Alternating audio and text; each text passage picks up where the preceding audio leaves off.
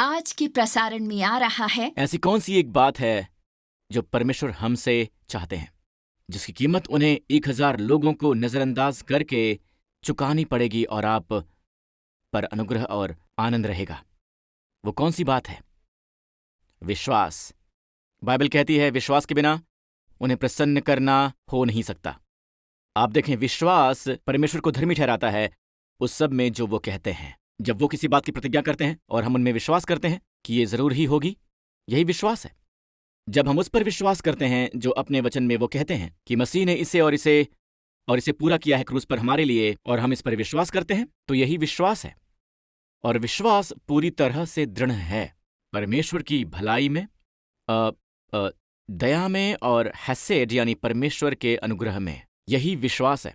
असल में पुराने नियम में विश्वास का जिक्र बहुत ही कम बार किया गया है और ज्यादातर बार नकारात्मक तरीके से ही किया गया है। उदाहरण के लिए धोखा देने वाले पुत्र, और फिर सकारात्मक तरीके से एक बार हबक्कुक में, जहां इसमें लिखा है कि धर्मी अपने विश्वास के द्वारा जीवित रहेगा, और पौलुस ने इसे लिया और पौलुस ने इसका विस्तार किया। जब उन्होंने यीशु मसीह के सुसमाचार का प्रचार किया, ये थी उनकी थीम वर्स कि विश्वास से धर्मी जन जीवित रहेगा, या धर्मी अपने विश्वास के द्वारा जीवित रहेगा।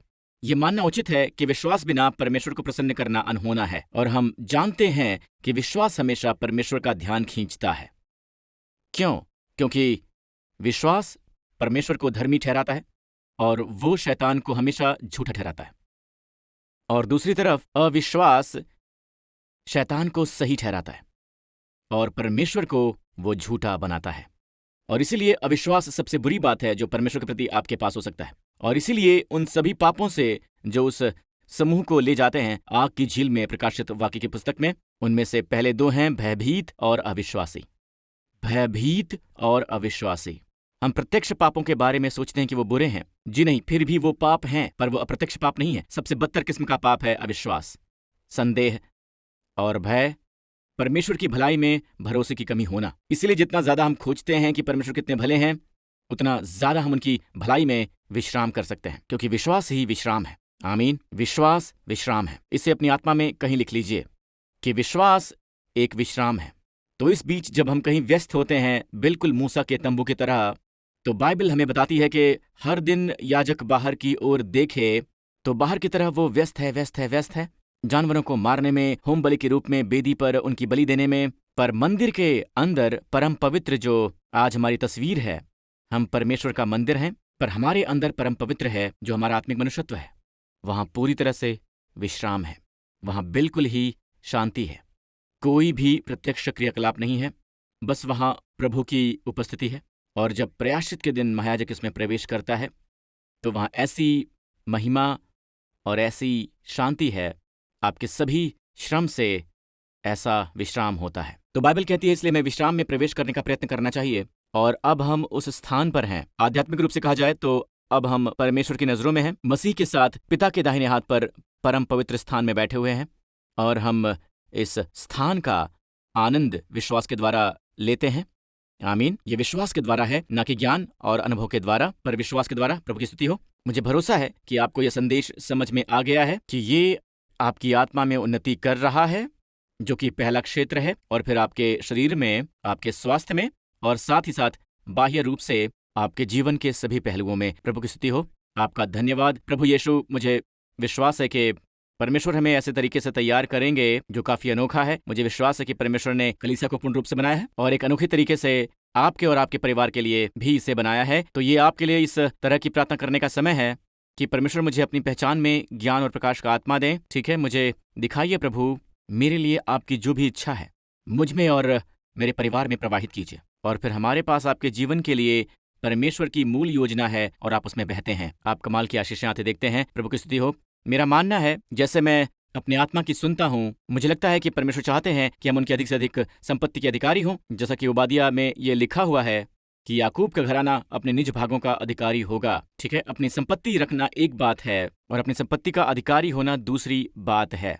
तो हम में से बहुत से, हम प्रभु यीशु मसीह पर और क्रूस पर हमारे लिए उनकी मृत्यु पर विश्वास करते हैं, हमारे पापों को सहन करने के रूप में, पापों का प्रायश्चित करने के रूप में, और मसीह यीशु के छुटकारे के कार्य के रूप में।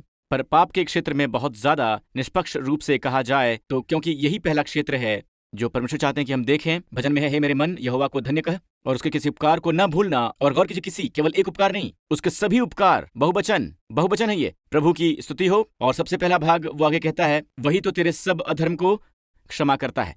तो परमेश्वर के किसी उपकार को मत भूलना, वही तेरे सब अधर्म को क्षमा करता है। तो यही सबसे पहली आशीष है जिसे परमेश्वर चाहते हैं कि हम ग्रहण करें। अब एक बार जब आप उस आशीष को ग्रहण कर लेते हैं तो और भी बहुत कुछ होता है, और यही है जिसके बारे में मैं आपसे बात करना चाहता हूं। अगला उपकार हमें बताता है कि जो हमारे सब रोगों को चंगा करता है। तो आपको पता है, ये कमाल का है कि जब परमेश्वर सबसे पहले अध्याय में यहोशू से प्रतिज्ञा के प्रदेश में प्रवेश करने के लिए कहते हैं कि मेरा दास मूसा मर गया है, सो अब तू उठ, कमर बांध और इस सारी प्रजा समेत यरदन के पार होकर उस देश को जा जिसे मैं उनको अर्थात इजरायलियों को देता हूँ। गौर कीजिए, परमेश्वर कहते हैं कि उस देश को जा जिसे मैं उनको देता हूँ। परमेश्वर ने ये नहीं कहा कि मैं उनको भविष्य में दूंगा, वो कहते हैं जिसे मैं तुमको अभी देता हूँ, इजराइल की संतान को। अर्थात जिस जिस स्थान पर तुम पांव धरोगे वो सब मैं तुम्हें दे देता हूँ। तो जिस जिस स्थान पर तुम पांव धरोगे मैं वो तुम्हें दे देता हूं, जैसा कि वो मूसा से कहते हैं। गौर कीजिएगा, परमेश्वर अब भूतकाल का प्रयोग कर रहे हैं, जिस जिस स्थान पर तुम पांव धरोगे मैं तुम्हें दे देता हूं। तो दूसरे शब्दों में ये पहले से ही तुम्हारा है, पर फिर भी तुम्हें उस पर कदम रखने की आवश्यकता है, अपनी संपत्ति पर कदम रखने की आवश्यकता है, अपनी विरासत पर कदम रखने की आवश्यकता है, उस देश पर कदम रखने की आवश्यकता है जिसे परमेश्वर ने आपको दिया है। और बाइबल कहती है हमें निज संपत्ति का अधिकारी होने की आवश्यकता है। ओबादिया में भविष्यवाणी है कि याकूब का घराना यानी परमेश्वर के लोग अपने निज भागों के अधिकारी होंगे। ठीक है, और मैं इस सच्चाई से बहुत प्रभावित हूं कि ये याकूब का घराना है। कई बार परमेश्वर कहेंगे इजराइल का घराना, मेरा मतलब है जैसा कि कहते हैं याकूब का घराना हवाला देता है उसके शारीरिक पक्ष का, या यूं कहें कि याकूब का घराना कहकर परमेश्वर ये नहीं कह रहे हैं कि केवल इजराइल का घराना, आत्मिक लोग अपने निज भाग के अधिकारी हुए, पर याकूब का घराना, हालांकि वो अभी भी संघर्ष कर रहा है, पर वो परमेश्वर पर विश्वास कर रहे हैं, जो कि महत्वपूर्ण बात है कि वो परमेश्वर पर विश्वास कर रहे हैं। तो उनका पतन ऊपर की ओर हो रहा है, जबकि पतन नीचे होता है। उनके पास परमेश्वर के लिए दिल है, लेकिन उन्हें अब तक बाट जोड़ने की आवश्यकता नहीं है जब तक कि वो आत्मिक नहीं हो जाते हैं, जब तक कि वो प्रभु में कुछ हद तक बढ़ नहीं जाते हैं और फिर वो अधिकार करते हैं। परमेश्वर कहते हैं इसी समय जब तुम बढ़ रहे हो, याकूब का घराना अपने निज भागों का अधिकारी होगा। प्रभु की स्तुति हो। और ये है जो परमेश्वर यहोशू से कहते हैं, जिस जिस स्थान पर तुम अपने पांव धरोगे वो सब तुम्हारा होगा, तुम्हारा वो सब स्थान।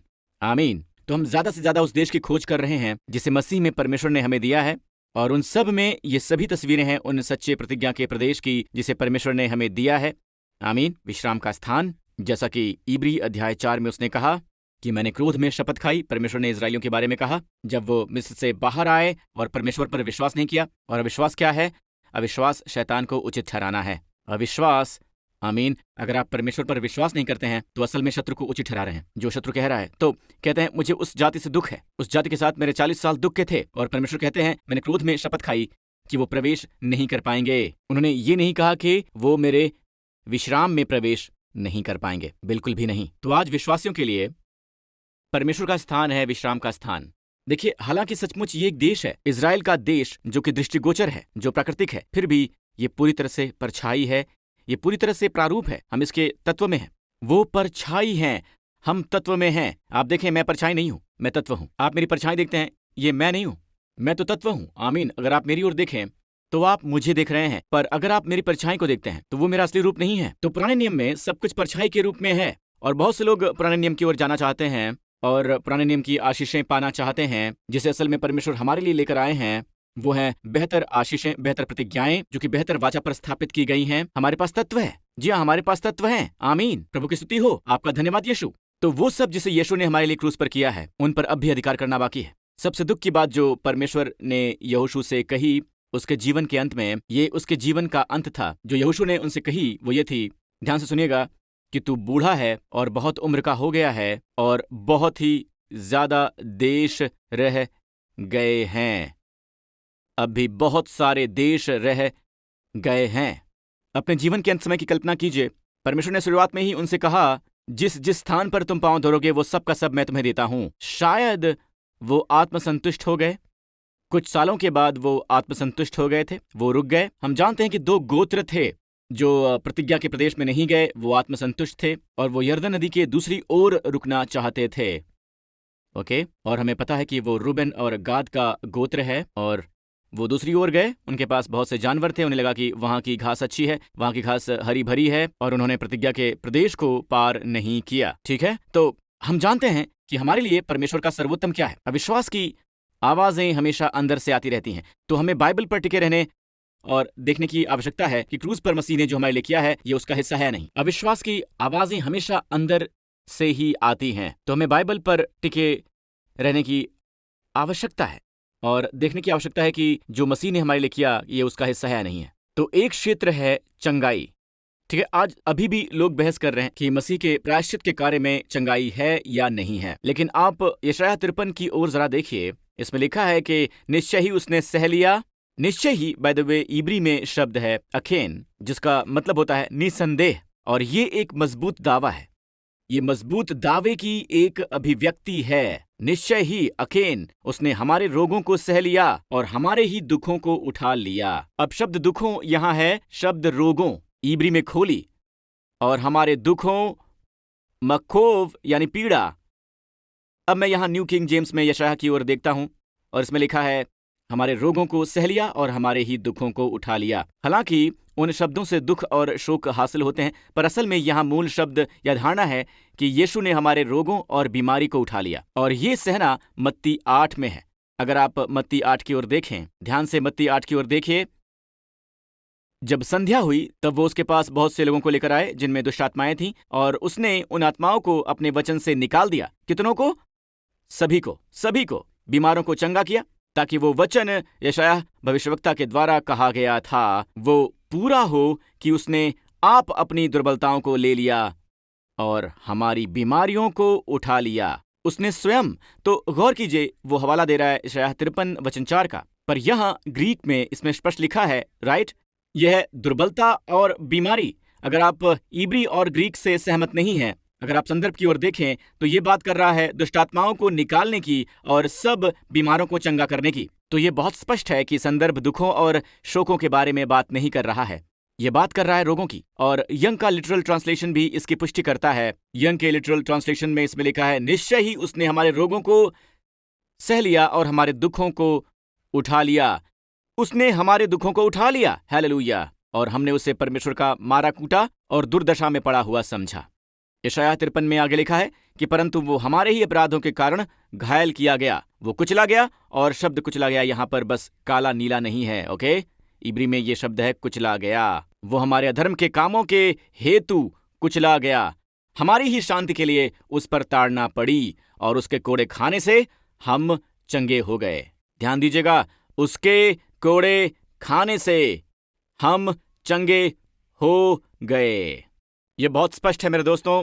जो मत्ती 8 में है, ये हमें बताता है उस संदर्भ के बारे में कि उसने स्वयं हमारी दुर्बलताओं को ले लिया और हमारे रोगों को सह लिया। ये बात कर रहा है शारीरिक बीमारी और रोग की, और यीशु शरीरों को चंगा करते हैं। तो क्या क्रूस पर यीशु के कार्य का वो भाग है? यशायाह 53 पूरी तरह से यीशु पर क्रूस के कार्य के बारे में है। उसने सह लिया, उसने स्वयं उठा लिया अपने ऊपर हमारे रोगों को, हमारी पवित्रता को स्वयं क्रूस पर उठा लिया। उसने हमारी पीड़ाओं, दुखों को उसने उठा लिया, और उसके कोड़े खाने से हम सब चंगे हुए। उसके कोड़े खाने से हम सब चंगे हुए।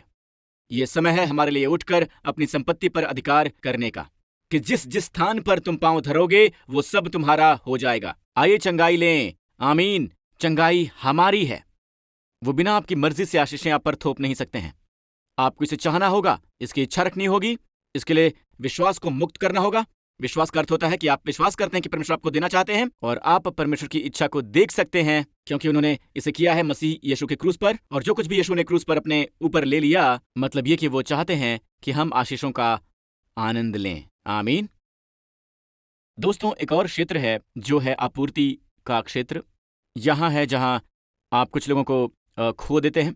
ये वो है जिनके बारे में आप समृद्धि के सुसमाचार में बात कर रहे हैं। मैंने ऐसे सुसमाचार का प्रचार नहीं किया, मैंने हमेशा अनुग्रह और शांति के सुसमाचार का प्रचार किया है। इसी प्रकार पौलुस इसे प्रेरितों के काम 20 में कहता है, यानी अनुग्रह का सुसमाचार। उसने कभी भी इसे समृद्धि का सुसमाचार नहीं कहा। और आपको समृद्धि को परिभाषित करने की आवश्यकता है, क्योंकि बाइबल समृद्धि के बारे में बहुत बात करती है। इसमें लिखा है कि यहोवा ने उस सब को सफल किया जो यूसुफ ने किया। इसका मतलब क्या है? बाइबल ने एक व्यक्ति के बारे में लिखा है जो भजन संहिता 1 में परमेश्वर के वचन पर ध्यान लगाता है, इसलिए जो कुछ वो पुरुष करे वो सफल होता है। वो जो भी करे सफल होता है। हालांकि बाइबल व्याख्या करती है कि मैं उसे ग्रहण करता हूं, क्योंकि ये स्पष्ट है कि ये परमेश्वर की इच्छा है। परमेश्वर की आशीष उस पुरुष पर है जो परमेश्वर के वचन पर ध्यान लगाता है। आमीन। प्रेरित यूहन्ना कहता है कि हे प्रिय, मेरी ये प्रार्थना है कि जैसे तू आत्मिक उन्नति कर रहा है वैसे ही तू सब बातों में उन्नति करे और भला चंगा रहे। ये क्या कह रहा है? आप ये नहीं कह सकते हैं कि वो बहुत उन्नत है। वो उसमें आत्मिक उन्नति जोड़ता है इस वचन में भी, क्योंकि वो कहता है मेरी ये प्रार्थना है कि तू उन्नति करे और तू भला चंगा रहे और तेरी आत्मा भी उन्नति करे। तो ये आत्मिक उन्नति है जो पहले से ही समाहित की गई है। तो पहले भाग के बारे में वो क्या कह रहा है? उन्नति करे और भला चंगा रहे। तो दोस्त, हम विश्वास नहीं करते हैं कि परमेश्वर चाहते हैं कि हम पता है भौतिकवादी हों, हमारे दिल में लोभ हो, पैसों के लालची हों, पूरा दिन पैसों के बारे में सोचते रहें। यही मूर्ति पूजा है। ये दौलत से प्रेम करना है, न कि परमेश्वर से। नहीं दोस्त, पर दूसरी ओर ये सीखना बेअदबी होगी कि परमेश्वर चाहते हैं कि हम हमेशा जरूरतमंद हों या फिर कंगाल हों, अत्यंत गरीब हों और कोई भी दोस्त नहीं हो। ऐसा नहीं है। बहुत से लोग हैं जो इस शिक्षा के विरुद्ध आते हैं। असल में आपको पता है, आपके पास 2 कारें हैं, उनके पास जमीन जायदाद है और वो अच्छा खासा कमा रहे हैं और वो इसके विरुद्ध प्रचार कर रहे हैं।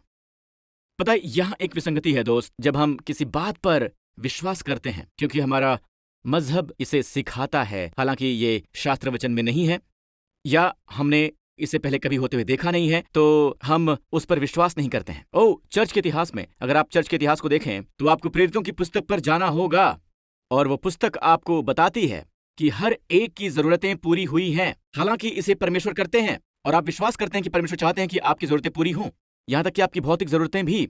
आमीन। इसमें स्पष्ट लिखा है, आप हमारे प्रभु यीशु मसीह के अनुग्रह को जानते हैं। ये वचन देखिए, तुम हमारे प्रभु यीशु मसीह का अनुग्रह जानते हो कि वो धनी होकर भी तुम्हारे लिए कंगाल बन गया ताकि उसके कंगाल हो जाने से तुम धनी हो जाओ। और ये संदर्भ भौतिक जरूरतों का भी हवाला दे रहा है। जी हाँ, ये संदर्भ भौतिक जरूरतों का हवाला दे रहा है। आमीन। तो दोस्त, इसी सत्य को परमेश्वर इन अंतिम दिनों में बहाल कर रहे हैं। इन अंतिम दिनों में क्या आपने गौर किया है कि जो चर्च प्रचार करते हैं यीशु आपको उद्धार देते हैं, वहां आप उद्धार देखते हैं? और फिर कुछ चर्च हैं जो उपदेश देते हैं कि यीशु उद्धार देते हैं और चंगाई देते हैं, तो उद्धार और चंगाई है। तो कुछ हैं जो प्रचार करते हैं यीशु उद्धार देते हैं, चंगाई देते हैं, पवित्र आत्मा में बपतिस्मा देते हैं, जिसमें आत्मा के सभी वरदान प्रकट होते हैं। उनके पास उस चर्च में वो प्रकटीकरण है। और फिर ये समूह आता है जो कहलाता है सुसमाचार से भरे हुए लोगों का समूह, और हम उन्हें सुसमाचार से भरा हुआ कहते हैं क्योंकि यीशु चंगाई देते हैं, यीशु पवित्र आत्मा में बपतिस्मा देते हैं। पर इसके अलावा भी यीशु ने हमारे लिए बहुत कुछ किया है। आमीन। तनाव के मामलों में भी कि कैसे उन्होंने हमारे दुखों और क्लेशों को ले लिया है। आमीन। हमारी निराशा को, हमारी चिंता को, कांटों के ताज को, हमारी चिंता को ले लिया है, क्योंकि परमेश्वर ने उत्पत्ति में कहा है आदम के पाप के बाद जमीन तेरे लिए कांटे और ऊंट कटारें उगाएगी, और यीशु ने कांटों का ताज पहना था। इसका मतलब है कि उन्होंने आपकी चिंताओं और परेशानियों को ले लिया है। कांटे बीज बोने वाला दृष्टांत बात करता है इस जीवन की चिंताओं की, और यीशु ने इन सबको ले लिया है। इसलिए उन्होंने कांटों का ताज पहना, आपको छुटकारा दिलाने के लिए चिंता से, भय से, व्याकुलता से और अवसाद से। और बगीचे में उन्होंने लहू बहाया, क्योंकि पहले वाले बगीचे में, सबसे पहले बगीचे में, अदन की वाटिका में, मनुष्य के पतन के बाद परमेश्वर ने कहा कि तू अपने माथे के पसीने की रोटी खाया करेगा। पसीने की। अब से ये आसान नहीं होगा क्योंकि हमने पाप किया है। भूमि से कांटे निकलेंगे और अपनी आपूर्ति के लिए तू पसीने बहाएगा, अपने पसीने बहाएगा। पसीने का अर्थ है तनाव, प्रयास, कठिन परिश्रम और इच्छाएं। पसीना मतलब तनाव, कठिन परिश्रम करना। लेकिन तब जो शुरू हुआ था अदन की वाटिका में, वो समाप्त हुआ एक दूसरी वाटिका में जब यीशु ने लहू बहाया। वहीं से जुनून की शुरुआत हुई, मसीह के जुनून की शुरुआत हुई। राइट। वाटिका में जब उसने लहू बहाया, एक कंडीशन जिसे मेडिकल साइंस ने कहा था हिमाटिड्रोसिस, जिसका अर्थ है अत्यंत तनावग्रस्त स्थिति। इसमें कोशिकाएं फट जाती हैं और ये पसीने के साथ मिल जाती हैं। बहुत ही कम मामलों में पूरे इतिहास में ऐसा होता है। बहुत ही मुश्किल स्थितियों में, बहुत ज्यादा तनाव में ऐसा होता है। और यीशु ने लहू बहाया और लहू जमीन पर गिरा। बाइबल में लिखा है जब यीशु ने पसीना यानी लहू बहाया, आपको पता उन्होंने क्या? यीशु ने लहू में छुटकारे का गुण है। जब उन्होंने लहू बहाया तो यीशु ने आपको उस पसीने के श्राप से छुड़ाया जो आदम के पतन के कारण आया था। हालेलुया। कहिए हालेलुया, हालेलुया। आज आमीन विश्राम से हम पाते हैं वो सब कुछ जिसकी हमें जरूरत है। हालेलुया। आमीन। हमें तनाव की आवश्यकता नहीं होती है क्योंकि यीशु ने हमारे तनाव को ले लिया। आमीन। अब हम कठिन परिश्रम से नहीं जीते हैं, अब हम जीते हैं विश्राम में। परमेश्वर की स्तुति हो। धन्यवाद यीशु। हालेलुया। अब मैं बहुत खुश हूं। आप में से जिन्होंने भी कभी यीशु को अपने प्रभु और उद्धारकर्ता के रूप में स्वीकार नहीं किया है, मेरे दोस्त, सबसे पहला क्षेत्र जो परमेश्वर हमसे चाहते हैं कि हम वो हों, वो ये है कि परमेश्वर काफ़ी हैं जो मसीह ने क्रूस पर किया है। वो ये है कि उन्होंने आपके पापों को सह लिया है। उन्होंने मेरे पापों को सहा उस क्रूस पर। वो हमारे अपराधों के कारण घायल किए गए हैं। क्यों? उसमें ताकि आप और मैं धर्मी ठहराए जा सकें, अपने पापों से बरी हो सकें। आमीन। क्रूस पर दैवीय अदला बदली हुई। यीशु ने हमारे पाप सहे, हमने उनकी धार्मिकता ले ली, उसे निकाल दिया गया कि हम बहुत करीब लाए जा सकें परमेश्वर के, बहुत करीब। उसने पुकारा, मेरे परमेश्वर, ताकि हम पुकार सकें, हे अब्बा, हे पिता, हे परमेश्वर, हे पिता परमेश्वर। आमीन। यीशु उस क्रूस पर पाप बन गए ताकि आप और हम परमेश्वर में उनकी धार्मिकता बन सकें। अभी मेरे साथ ये प्रार्थना कीजिए कि यह स्वर्गीय पिता, मेरे सभी पापों के खातिर यीशु मसीह को क्रूस पर मरने के लिए भेजने के लिए आपका धन्यवाद। उन्होंने मेरे सभी पापों को अपने शरीर में ले लिया उस क्रूस पर। आपका धन्यवाद पिता कि यीशु ने मेरी जगह ले ली और दंडित हुए ताकि मैं आपके सामने पुत्र के रूप में उनका स्थान ले सकूं। अब मैं मसीह में परमेश्वर की धार्मिकता हूं। मैं अपने सभी पापों से मुक्त हो चुका हूं। पिता, आपका धन्यवाद कि आपने यीशु को मुर्दों में से जिला दिया। हालेलुया। अब इसे कहिए, हे पिता, यीशु मसीह मेरे प्रभु हैं, मेरे उद्धारकर्ता हैं, मेरे चंगाई दाता हैं, मेरे चरवाहे हैं। प्रभु यीशु मसीह के नाम पर। और मेरे दोस्त, ये रही आपूर्ति। आमीन। आप उद्धार प्राप्त हैं, आपके पाप क्षमा कर दिए गए और प्रभु आने वाले दिनों में स्वयं प्रकट होंगे आपके भले चरवाहे के रूप में, आपकी अगुवाई और आपका मार्गदर्शन करते हुए, और निश्चय ही भलाई और दया आप सबके पीछे पीछे रहेगी आपके जीवन भर। वो आपको हरी भरी चराइयों और सुखदाई जल के झरने के पास ले जाएंगे, यहाँ तक कि आपके जीवन में परीक्षा और कठिनाई से गुजरते हैं तो वो आपके साथ रहेंगे, कोई आपको छू भी नहीं पाएगा। आमीन। आमीन। अपने पांव पर खड़े हो जाइए। प्रभु की स्तुति हो।